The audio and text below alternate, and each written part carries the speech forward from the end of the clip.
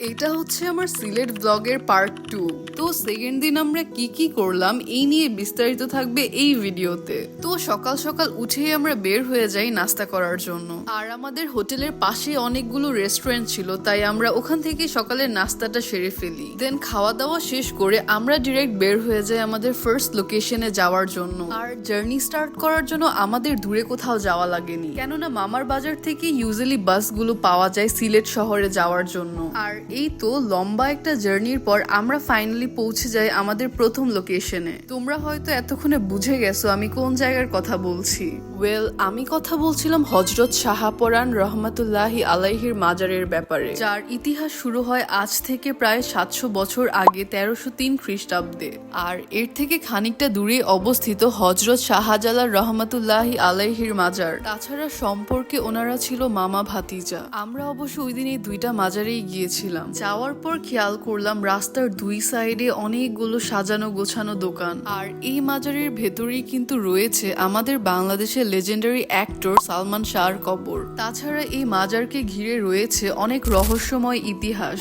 আর এই মাজারটা তুলনামূলক বেশ বড় একটি জায়গা জুড়ে অবস্থিত ছিল। আর ভেতরে ঢুকতেই দেখতে পারলাম এই জায়গায় ছিল অসংখ্য কবুতর। আমি শুধু চারিপাশ ঘুরে ঘুরে দেখছিলাম আর অবাক হচ্ছিলাম একসাথে এতগুলো কবুতর দেখে। আর একটু সামনে যে আমি এই পুকুরটা দেখতে পারলাম, যা ছিল মাজারের উত্তর দিকে অবস্থিত, যার মধ্যে ছিল বড় বড় আকারের অসংখ্য গজার মাছ।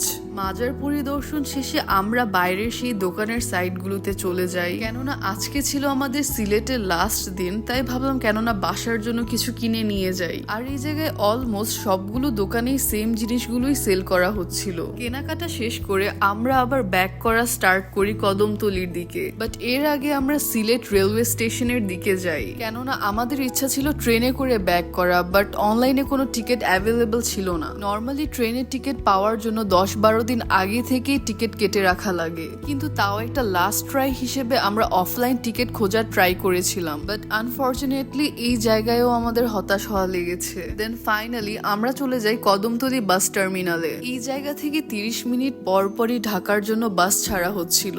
তখন ঘড়িতে বাজছিল 3:07 আর আমরা টিকিট কেটেছি বিকেল 4টার, কেননা আমাদের লাঞ্চ করা এখনো বাকি ছিল। আর লাঞ্চ করতে যেয়ে দেখলাম ওরা এই জায়গায় বিরিয়ানিকে টিস্যু দিয়ে র্যাপ করে রাখছে। যাই হোক, খাওয়া দাওয়া শেষ করে আমরা আবার বাসে ব্যাক করি আর শুরু হয়ে যায় আমাদের জার্নি।